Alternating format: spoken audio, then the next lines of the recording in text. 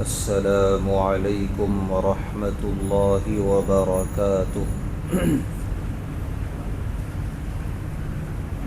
نحمده ونصلی علی رسوله الکریم، اما بعد۔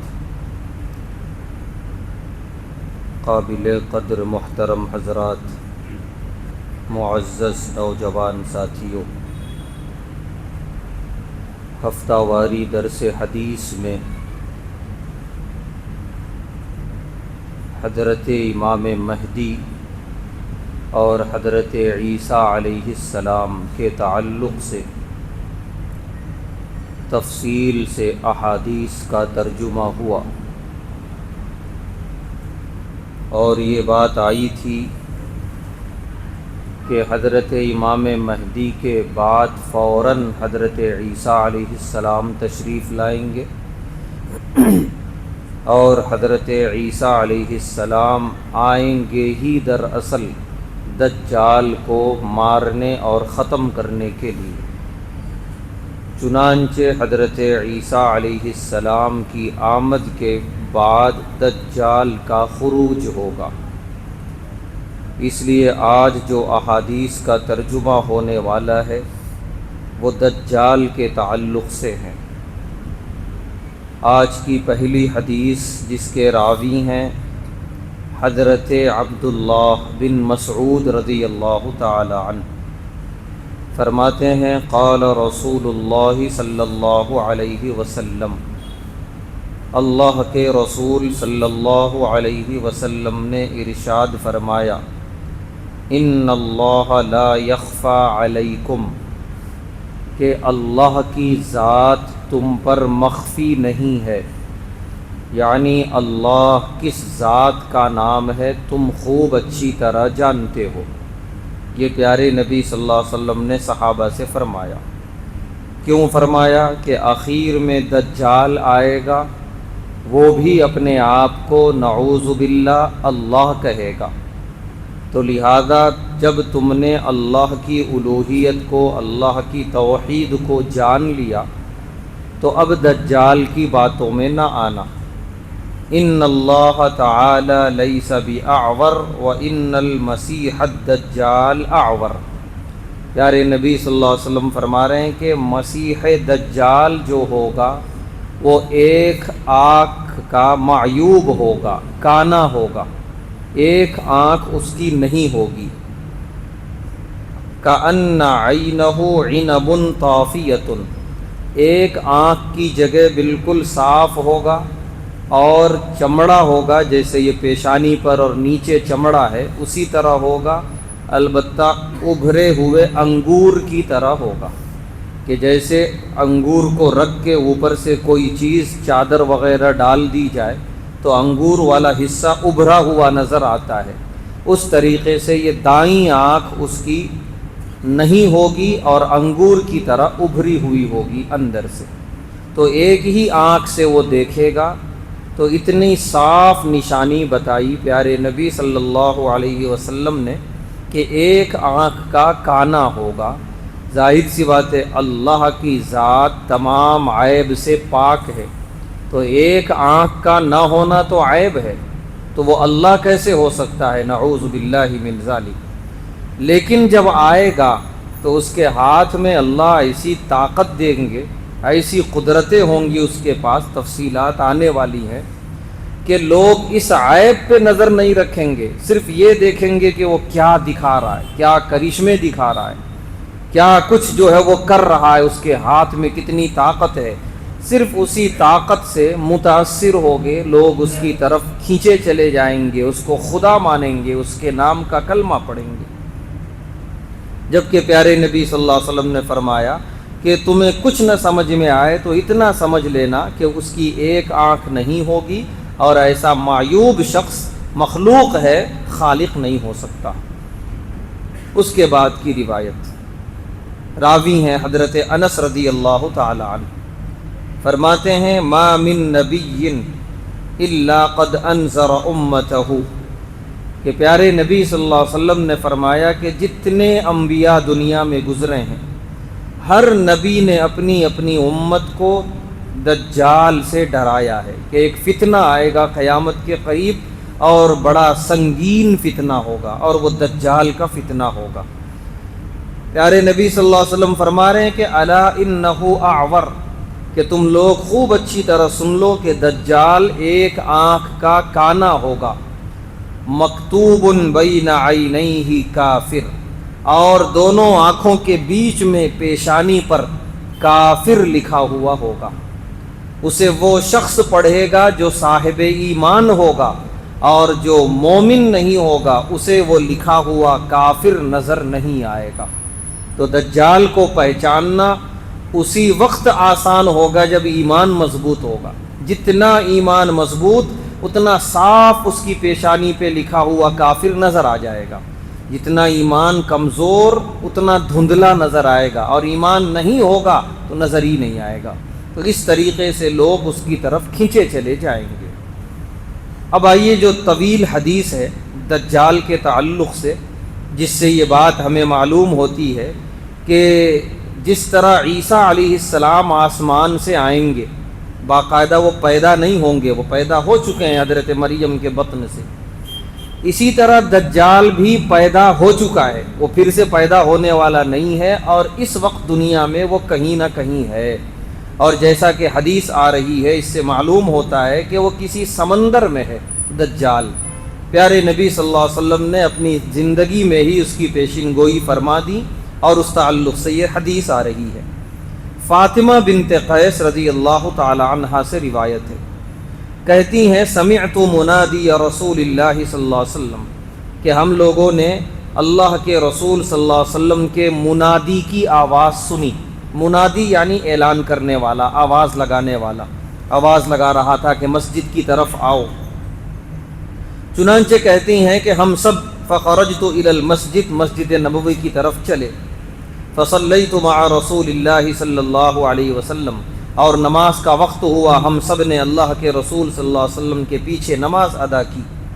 فلما قضا صلاتہ، جب نماز آپ نے پڑھائی، جلس علی المنبر، آپ فوراً ممبر پہ تشریف لے گئے، اور یہ اس وقت ہوتا تھا جب کوئی اہم بات بتانی ہو صحابہ کرام کو، تو نماز کے فوراً بعد آپ ممبر پہ تشریف لے جاتے۔ وہو یضحک، پیارے نبی صلی اللہ علیہ وسلم کے چہرے انور پہ مسکراہٹ تھی۔ فقال، آپ نے ممبر پہ جاتے ہی فرمایا لیلزم کل انسان مصلی، کہ ہر آدمی اپنی نماز کی جگہ میں بیٹھا رہے، کوئی اٹھ کے نہ جائے۔ ثم قال، پھر آپ نے کہا هل تدرون لما جمعتکم، اے میرے صحابہ جانتے ہو میں نے تم سب کو کیوں جمع کیا؟ قالوا، صحابہ نے کہا اللہ ورسولہ اعلم، اللہ اور اس کے رسول بہتر جانتے ہیں۔ پیارے نبی صلی اللہ علیہ وسلم نے سامنے بیٹھے ہوئے ایک شخص کی طرف اشارہ کیا، تمیم داری، یہ نام تھا ان کا، حضرت تمیم داری رضی اللہ تعالی عنہ۔ یہ عیسائی تھے، یہ ایمان نہیں لائے تھے، اس واقعے کے بعد ایمان لائے۔ تو پیارے نبی صلی اللہ علیہ وسلم نے ان کی طرف اشارہ کیا کہ یہ تمیم داری ہیں، یہ ابھی آئے ہیں میرے پاس۔ کان رجلا نصرانیا، یہ نصرانی تھے، عیسائی تھے۔ فجاء، یہ آئے، واسلم، اور انہوں نے اسلام قبول کیا۔ وحدثنی حدیثا، اور انہوں نے مجھے ایک بات بتائی ہے، اور وہی بات ان کے ایمان لانے کا سبب بھی بنی ہے۔ وہ بات یہ ہے کہ حدثنی انہ رکب فی سفینۃ بحریۃ، کہ یہ ایک سمندری کشتی میں سفر کر رہے تھے، مع 30 رجلا، 30 آدمیوں کے ساتھ، ایک کشتی میں 30 آدمی سوار تھے، جس میں یہ بھی تھے تمیم داری رضی اللہ عنہ۔ تو یہ 30 آدمیوں کا قافلہ کشتی میں سفر کر رہا تھا۔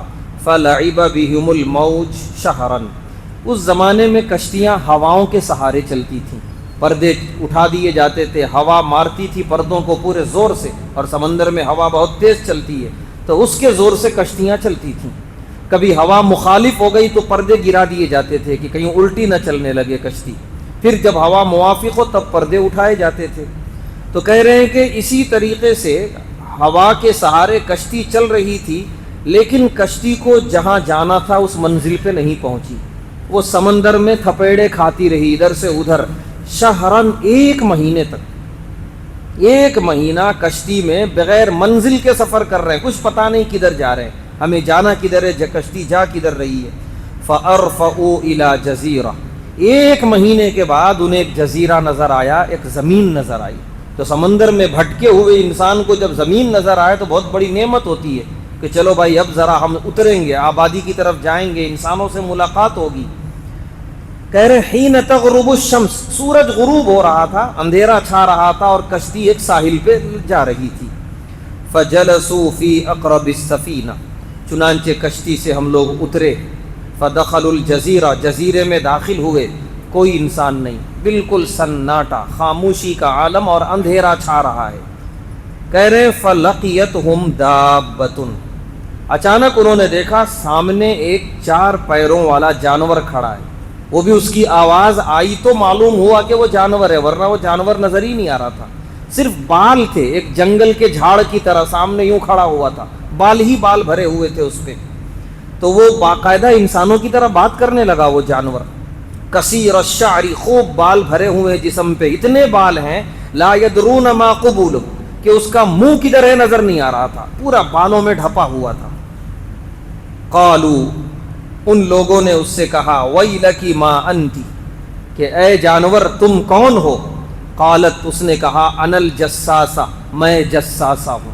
یہ دجال کی فوج کا نام ہے۔ جساسہ مانے محسوس کرنے والا، جاسوسی کرنے والا۔ تو جب دجال آئے گا اپنی پوری فوج لے کر آئے گا اور پوری دنیا میں گھومے گی، جاسوسی کرے گی اور دجال کے فتنے کا ماحول بناتی پھرے گی، دجال کو خدا ماننے کی ترغیب دے گی اس کی پوری قوم۔ پیارے نبی صلی اللہ علیہ وسلم نے پہلے ہی سب بتا دیا تھا۔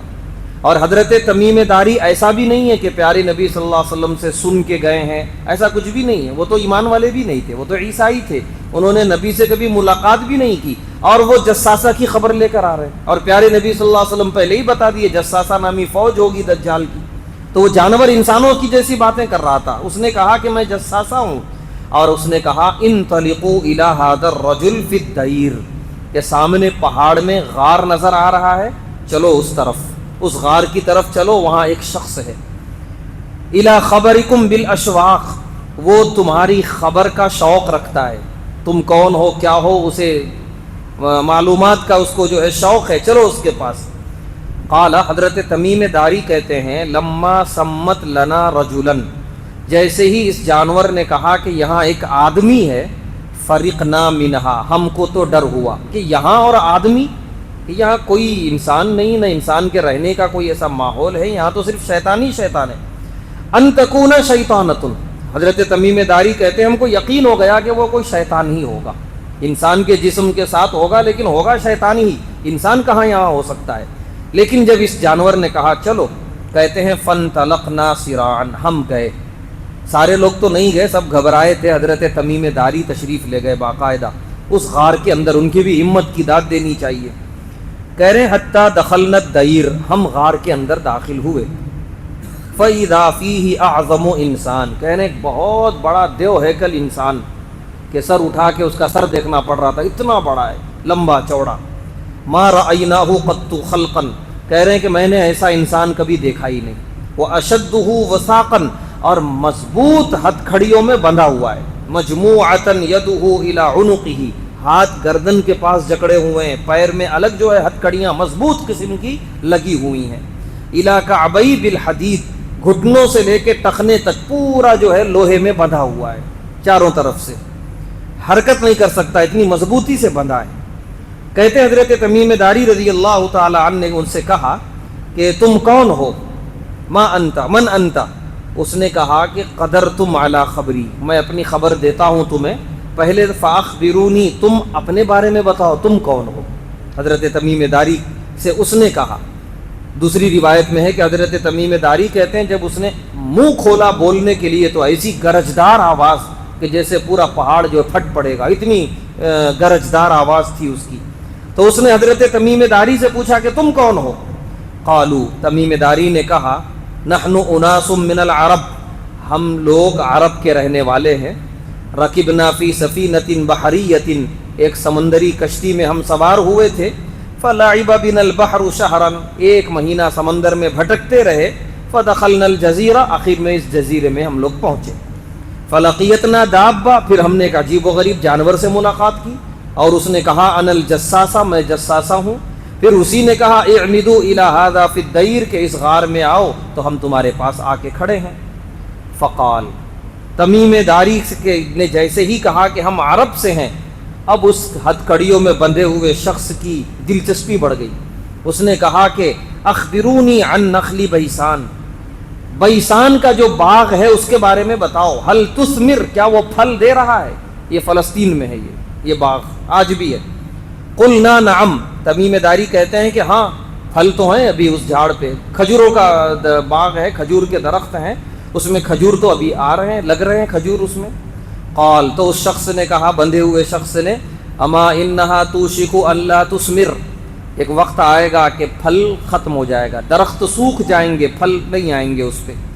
قال، پھر اس نے کہا اخبرونی عن بحیرۃ الطبریہ، کہ ایک تالاب ہے بحیرہ طبریہ، اس تالاب کے بارے میں بتاؤ، حل فیہا ماء، کیا اس میں پانی ہے؟ یہ تالاب بھی فلسطین میں ہے۔ قلنا، تمیم داری کہتے ہیں کہ چونکہ یہ تاجر تھے، فلسطین وغیرہ کا سفر کر چکے تھے، تو ان کو پورا یاد تھا، انہوں نے کہا کہ ہاں ہی کثیرۃ الماء، پانی تو بہت ہے ابھی اس تالاب میں۔ قال، اس شخص نے کہا ان ماءھا یوشک ان یذھب، کچھ دنوں کے بعد پانی ختم ہو جائے گا، سوکھ جائے گا تالاب۔ پھر اس نے سوال کیا اخبرونی عن عین زغر، زغر ایک چشمہ ہے، وہ بھی فلسطین میں ہے، زمین سے پانی پھوٹتا ہے، کہ اس چشمے کے بارے میں بتاؤ، پانی ہے اس میں۔ وَهَلْ يَزْرَعُ أَهْلُهَا، کیا وہاں کے رہنے والے اس پانی سے کھیتی باڑی کر رہے ہیں؟ تو حضرت تمیم داری کہتے ہیں وہ بھی مجھے یاد آ گیا کہ ہم نے دیکھا ہے، ہم نے کہا ہاں ہی کثیرۃ الماء، ابھی پانی نکل رہا ہے چشمے سے، وَأَهْلُهَا يَزْرَعُونَ، اور وہاں کے لوگ کھیتی باڑی کر رہے ہیں اس پانی سے۔ پھر اس نے سوال کیا اخبرونی عن نبی الامیین، کہ عربوں کی طرف ایک نبی آنے والے تھے، کیا آئے ہیں، کچھ پتا ہے تمہیں؟ چنانچہ تمیم داری کو سب معلوم تھا، ایمان تو لائے نہیں تھے لیکن خبریں سب سنے تھے کہ مکۃ المکرمہ میں آخری نبی صلی اللہ علیہ وسلم نے دعوی نبوت کیا ہے۔ چنانچہ انہوں نے کہا نعم، ہاں آخری نبی کا بعثت ہو چکی ہے مکۃ المکرمہ میں۔ پھر اس نے سوال کیا قد خرج من مکہ، کیا وہ مکے سے نکل چکے ہیں، ہجرت ہو چکی ہے؟ وہ نزل یثرب، اور یثرب جا چکے ہیں، یثرب مدینہ طیبہ کا پرانا نام ہے یہ۔ قال، اس نے حضرت تمیم داری رضی اللہ تعالیٰ عنہ نے کہا نعم، ہاں ہجرت بھی ہو چکی ہے اور مدینے بھی پہنچ چکے ہیں۔ پھر اس نے سوال کیا اقاتلہ العرب، کیا عرب لوگوں نے ان سے جنگ کی ہے، ان سے قتال کیا ہے؟ تو تمیم داری کہتے ہیں کہ نعم، ہاں جنگ بھی ہوئی ہے، احد ہوئی ہے، بدر ہوئی ہے۔ کیف صنع بہم، تو پھر جنگ کا نتیجہ کیا رہا؟ تو تمیم داری رضی اللہ تعالیٰ نے بتا دیا کہ بدر جو پہلی جنگ تھی اس میں واضح فتح ہوئی، احد میں کچھ نقصان بھی ہوا وغیرہ وغیرہ۔ کہتے ہیں کہ قد فاخبرناہ، حضرت تمیم داری رضی اللہ تعالیٰ عنہ کہتے ہیں میں نے سب کچھ بتا دیا، جتنے سوالات اس نے کیے۔ اس کے بعد اس نے کہا قد ظہر علی من یلیہ من العرب، کہ یاد رکھو جو لوگ وہ آخری نبی کی اتباع کریں گے وہ غالب آئیں گے، عرب انہی کا ہوگا، وہ اطاعوہ، اور سب کے سب ان کی اطاعت کریں گے اور انہی کا دین غالب ہوگا۔ اس کے بعد اس نے کہا ان ذلک خیر لہم ان یطیعوہ، اور خیر اور بھلائی اسی میں ہوگی لوگوں کی کہ ان کی اطاعت کر لیں، کیونکہ اللہ کی مدد ان کے ساتھ ہوگی، وہ اللہ کے سچے نبی ہیں۔ اس کے بعد اس نے کہا کہ اب میں اپنے بارے میں بتاتا ہوں، انی مخبرکم، میں تمہیں خبر دے رہا ہوں، ان المسیح الدجال، میں مسیح دجال ہوں، وَإِنَّهُ يُوشِكُ أَن يُؤْذَنَ لِي فِي الْخُرُوجِ، اور ایک وقت آئے گا کہ مجھے یہاں سے نکلنے کی اجازت ملے گی اللہ کی طرف سے، یہ ہتکڑیوں سے مجھے آزاد کیا جائے گا۔ فَأَخْرُجُ فَأَسِيرُ فِي الْأَرْضِ، میں نکلوں گا اور ساری زمین میں گھوموں گا اپنے لشکر جساسہ کے ساتھ۔ فَلَا أَدَعُ قَرْيَةً، کوئی گاؤں نہیں چھوٹے گا، ہر گاؤں میں جاؤں گا، غیر مکہ و طیبہ، سوائے مکہ کے اور سوائے طیبہ کے۔ یہ دو نام اس نے بتائے مسیح دجال نے، محرمتان علیہ، یہ دو شہر حرام ہیں میرے لیے، میں ان شہروں میں داخل نہیں ہو سکتا، باقی قریہ قریہ گاؤں گاؤں گھوموں گا اور لوگوں کے درمیان فتنے برپا کروں گا۔ کلما اردت ان ادخل واحدا منہما، جب بھی میں چاہوں گا مکہ یا مدینے میں داخل ہونا، استقبلنی ملک بیدہ السیف، کہ میرے سامنے فرشتے تلوار لے کے کھڑے ہو جائیں گے اور مجھے ان دو مقدس شہروں میں داخل ہونے نہیں دیں گے۔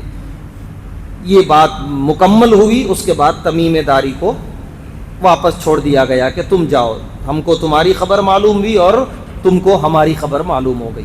تمیم داری واپس آئے، پھر اسی کشتی پر بیٹھے اللہ کا نام لے کے، ابھی تو ایمان والے نہیں تھے، بہرحال بیٹھے کشتی پر، پھر کشتی صحیح سمت چلی اور جہاں جانا تھا وہاں پہنچ گئی۔ تو اس سے مطلب یہ ہوا کہ اللہ نے ان کو پہنچایا تھا وہاں پر۔ کسی طریقے سے یہ لوگ بھٹکیں اور دجال تک پہنچیں اور دجال کی خبر پہنچائی جائے مدینہ طیبہ، تاکہ سارے ایمان والوں کو یقین ہو کہ میرے محبوب صلی اللہ علیہ وسلم جو کہتے ہیں وہ برحق ہوتا ہے، وہ سچ ہوتا ہے۔